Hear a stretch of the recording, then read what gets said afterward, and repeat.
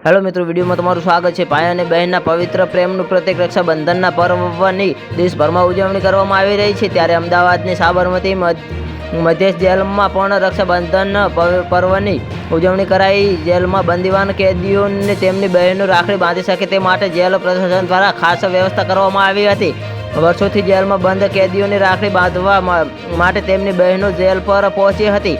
આ ભાવિક દ્રશ્યો સર્જાતા હતા। તો જે હા મિત્રો, હાલ મોટા અને મહત્વના સમાચાર સામે આવી રહ્યા છે। સામાન્ય રીતે બહેનો પોતાના ભાઈને રક્ષાબંધન પર્વની રાખડી બાંધી ભાઈના લાંબા આયુષ્યની પ્રાર્થના કરતી હોય છે। ત્યારે આજે પર્વની ઉજવણી માટે મોટી સંખ્યામાં બહેનો સાબરમતી જેલમાં પહોંચી હતી। જેલ પ્રશાસન દ્વારા પણ બહેનો પોતાના ભાઈને રાખડી બાંધી શકે તેવી ખાસ વ્યવસ્થા કરવામાં આવી હતી।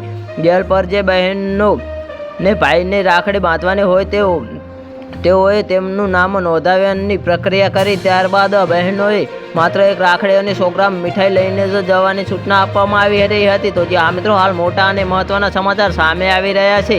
સાબરમતી જેલમાં મારામારીના કેસમાં બંધ ભાવેશ સોલંકીને રાખડી બાંધવા દિવ્ય સોલંકી જેલ પર પહોંચી હતી।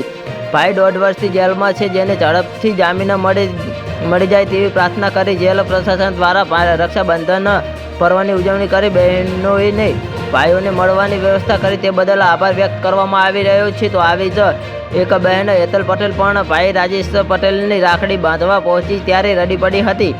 ભાઈ કોઈ સિરપના ગુનામાં જેલમાં બંધ છે અને ભાઈને ફસાવવામાં આવ્યો છે। તો જે હા મિત્રો, તો વળી મોટી સંખ્યામાં મુસ્લિમ બહેનો પણ ભાઈને રાખડી બાંધવા પહોંચી હતી। આવી જ એક બહેન તબરસુખ શેખ ભાઈ અલ્લાર ખાનની રાખડી બાંધવા પહોંચી હતી।